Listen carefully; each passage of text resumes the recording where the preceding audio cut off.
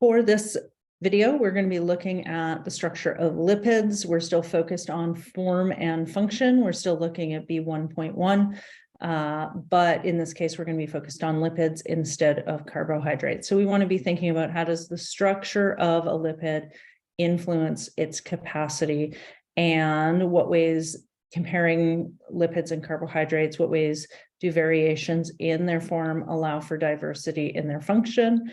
And then how do carbohydrates and lipids compare as energy storage compounds? So when we're looking at lipids, we have a few different types of lipids we're thinking about. They're all insoluble in water, but they would dissolve in nonpolar substances such as oils, fats, waxes, and steroids. This here is a picture of a steroid. It has these 4 carbon rings. That's a pretty good indicator that you're looking at a steroid if you see those 4 carbon rings. Oils, fats, and waxes are all lipids also. The difference is their melting points. So oils are going to melt at about 20 degrees Celsius, fats up to 37 degrees, and then waxes higher than 37 degrees.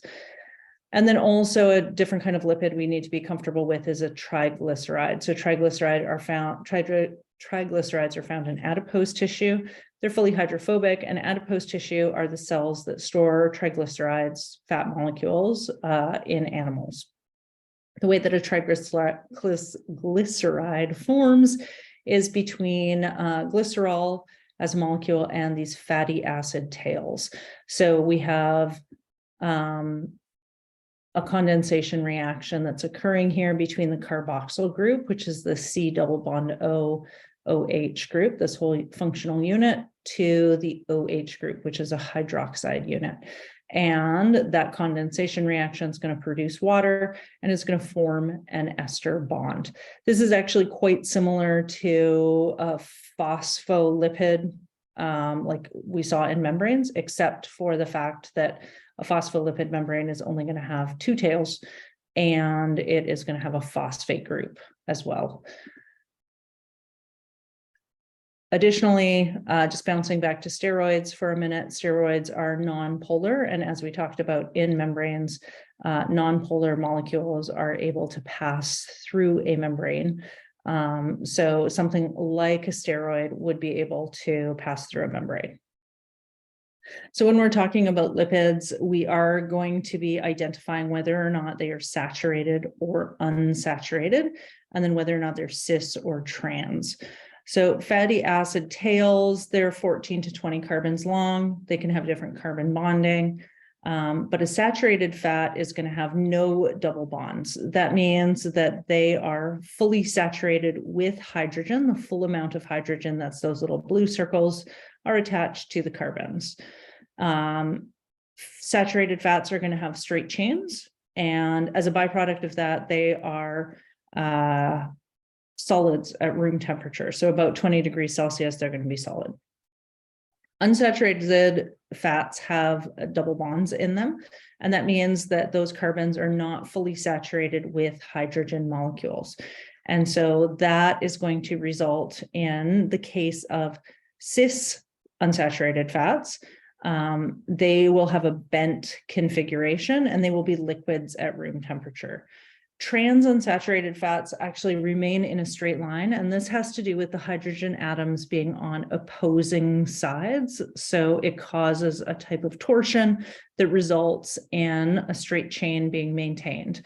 In the case of cis unsaturated fats, the hydrogens are on the same side. They push against each other and cause a bit of a bend in that molecule. That bend in the molecule is actually quite good because it prevents the molecules from stacking up and packing together, which then means they're liquids at room temperature, but it also means they get stuck less easily in your arteries. Trans fats tend to be man-made, and they are problematic because initially things like margarine were thought by science to be quite a bit healthier than something like butter. But what we have found following research is that trans fats are quite unhealthy and lead to an increased risk of cardiovascular heart disease.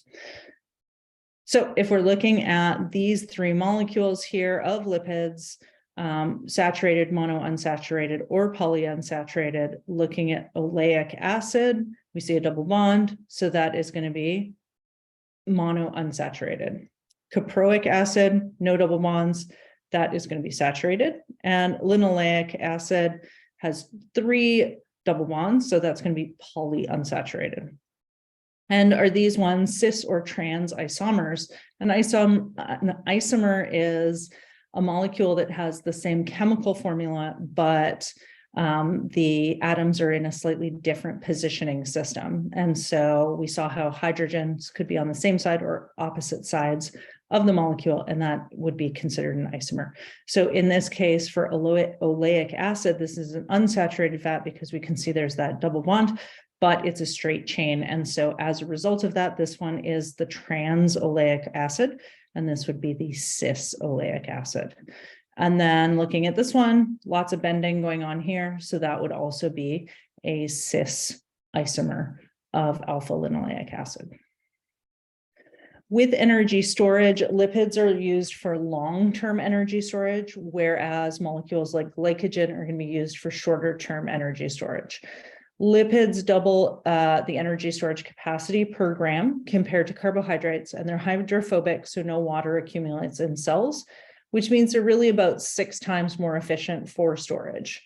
They're poor conductors of heat, so they're insulating and can keep an organism warm. And they're liquid at room temperature, so they can act as a shock absorber in some cases.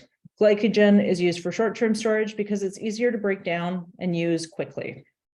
And the reason I included this penguin here is because as energy is stored, so penguins obviously eat a lot of fish before they're getting ready for the winter in Antarctica. At least emperor penguins live in Antarctica. And so penguins typically have about 12 to 14 kilograms of fat on their bodies. But because of huddling to nest their eggs and stuff through the winter, they're down to 2 kilograms of fat by the end of the winter. So you can see here how they're using their energy to stay warm and stay with their eggs and the lipids that they're using are providing that energy source. So to summarize, all lipids are insoluble in water and are good for long-term lipids. Saturated lipids have no double bonds, while unsaturated do have double bonds. Cis unsaturated fats are healthy. They will be bent, and that's because the hydrogen atoms are on the same side, whereas trans unsaturated are not healthy, and they will be a straight chain because the hydrogens are on opposite sides. Phospholipid membranes occur due to the hydrophilic heads and the hydrophobic tails aligning opposed to each other. And are similar in structure to triglycerides, except a phospholipid will have 2 fatty acid chains versus 3. Steroids are also lipids, and they are able to pass through a membrane, but additionally, something like cholesterol is helping to maintain membrane integrity. That's it for this video. Thanks for watching.